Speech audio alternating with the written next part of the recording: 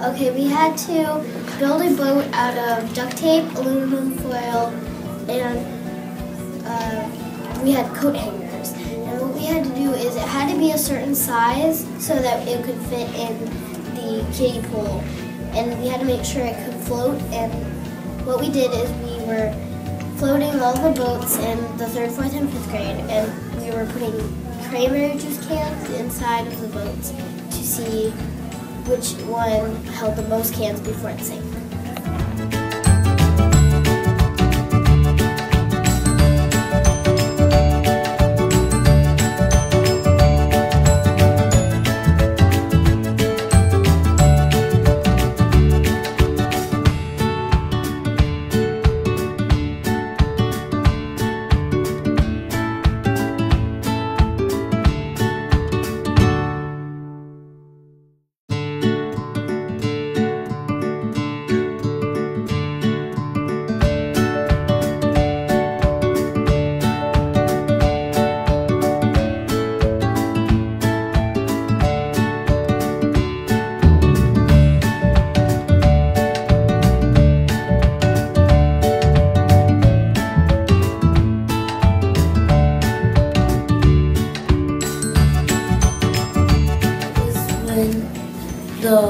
Where you have to have the same amount of weight on each side of the boat so it won't tip over. So you have to keep it, if you have 2 people on the boat, you have to keep it each way on each side so it will not to work on that sinker.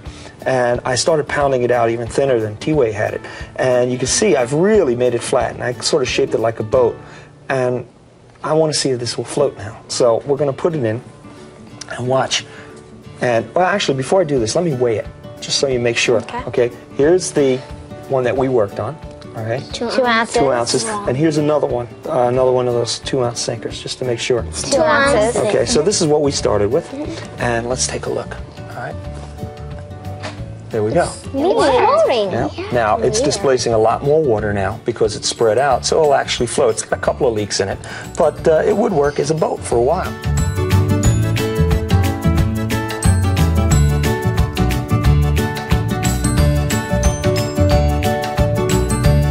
Displacement is when if there's too much weight, the boat goes down and the water has to come out. So it has to go some way, so it comes up and goes into the boat.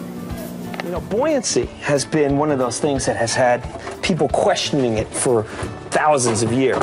And a lot of people still don't understand it. Let me get the scale set up, and we can do a quick experiment here. Now, if you look at a block of wood, you all know that wood floats. That's one of those substances that we know floats. And that's because it's less dense than water. But it also does something else. Okay, watch. When I put it down, how much does a block of wood weigh? 4 ounces. 4 ounces, okay. Now, what we're gonna do is we're gonna put it inside some water and see what happens. So I'm gonna put this tray up here, and I'm gonna fill this right to the top. It's like this block of wood. Now watch what happens when it floats. Okay, we know it's gonna float. It drips. It drips, okay? We're pushing out some of the water, and we call this displacement. Displacement is when things push the water out.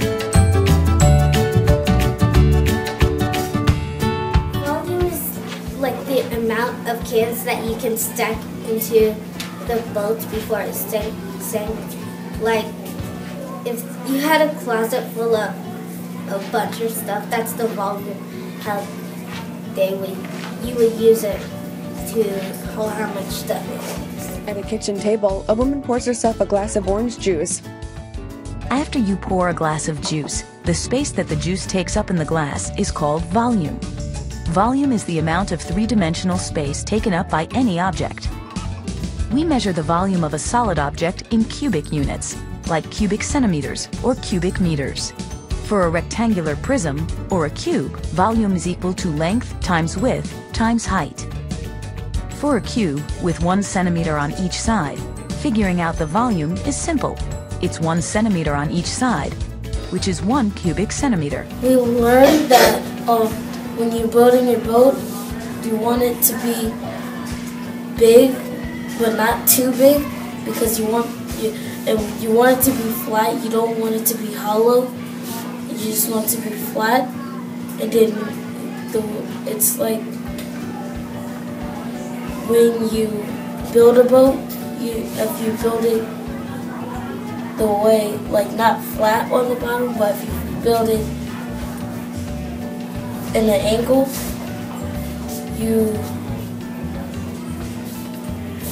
if you build it in an angle, it goes like the way that you want it to be.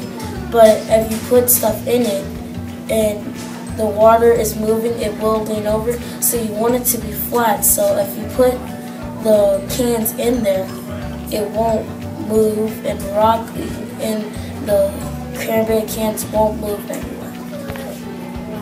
What we would do differently for our boat is we would make it bigger, because we didn't really make it big enough to hold enough cans. And I also think we should have made the bottom bigger so that it would float over better.